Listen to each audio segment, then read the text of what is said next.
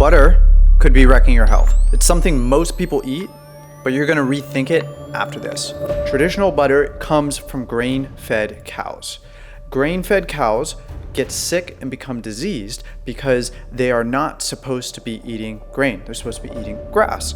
And what happens is, because they get sick and they're squished into these tight compartments and they're pumped with hormones to grow bigger and to get fatter and juicier for you. As they get sicker, they need then to be injected with antibiotics. Those antibiotics then create bacteria that become resistant to antibiotics. So now we have these superbugs. So when we eat traditional butter, we're also consuming antibiotics. We're consuming these superbugs that are resistant to said antibiotics, and we're also consuming these hormones that the cows have been injected with as well to grow. And all of these things are inside of the butter you know and love. See, the problem with normal traditional butter, aside from all the things that I just mentioned at the beginning of this video, is that it has three things. Number one, this thing called lactose. Number two, this thing called whey. And number three, this thing called casein. Lots of people, they have sensitivities to these. And what that creates is basically digestive distress. This is a big deal because Hippocrates said that all disease starts in the gut. It may not seem like that big of a deal because it's just, oh, it's just a little bit of gas, or hey, just a little bit of burping, or hey, a little bit of indigestion. Not so big a deal, but it's these little things that add up over time.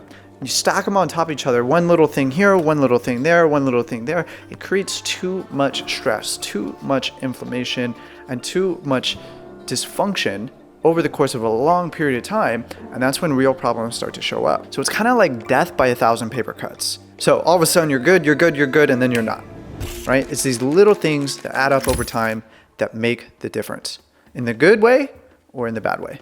Does this mean that you can never eat butter again? Maybe, maybe not. You know, what if there was a solution where you could have butter, but it wouldn't be terrible for you? So I went hunting for answers, and it took me back thousands of years, and that's where Christina comes in. Christina is an Ayurvedic practitioner, which is a special form of Indian medicine, and she showed me that there was an alternative. This substance is so powerful that it's often referred to as liquid gold.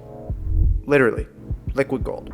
It's praised for its anti-inflammatory, digestive, and mental health benefits. It is so sacred that they would even offer it up to the gods on an altar during ceremonies.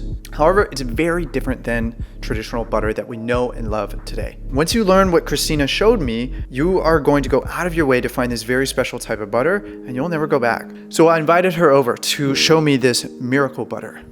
Ghee is also known as clarified butter. It is highly medicinal in Ayurveda. We use it for a lot of things. We recommend that it is the oil that we use primarily in cooking. We know that ghee has the highest concentration of butyric acid of any other food we can consume. Very good for our gut flora. It's very good for our gut lining. Why are we doing ghee instead of butter?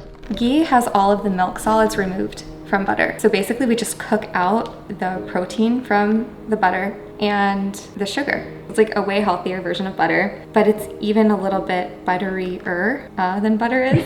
So for those who enjoy the taste of butter but want it to be healthy, want to cook healthy, want to eat healthy, ghee is a really great way to go. It's really funny how things come full circle, because when I was younger, I remember I used to not make fun of people, but I would judge others who did these weird health things, and I would kind of laugh at them for thinking that that would make a difference, or spending more money on things that were, in my worldview, the same. And it wasn't until in my early 20s when I started having health issues because of a really extreme bout of stress that I had to start spending all this money to try to get my health back.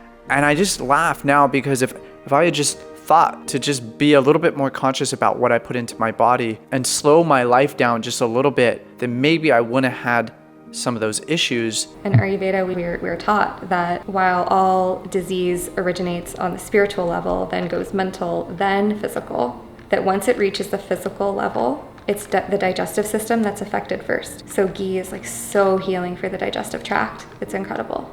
And so it's a really great place to start. Yes. So tell me about these. Am I a bad boy? Did I do it okay?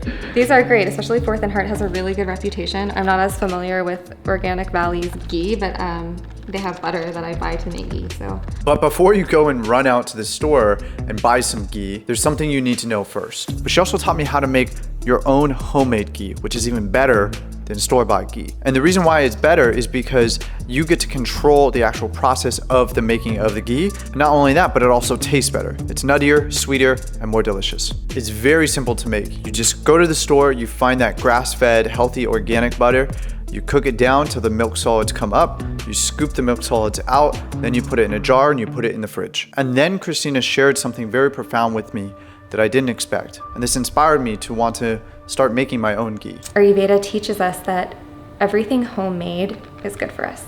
If we can make it at home and prepare it with love, it's going to serve our bodies and our souls in a way that we just can't be served by something that is bought from a store. Making your own ghee and the act of actually making it yourself becomes part of the medicine. And after spending some time with Christina and also seeing the channel continue to grow, I'm starting to feel a little bit less alone in the world. I know that there's other people out there like you and me who are obsessed with our health and are just nerd out on all these like little things you can do to improve your energy, your mood, how you feel on a general day-to-day basis. And it's becoming cool. I can see that the world is waking up and living healthy and being well is becoming the sexy thing to do.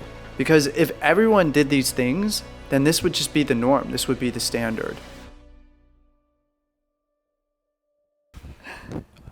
Butter's gonna kill you. I'm gonna put that at the end. It's the end screen card.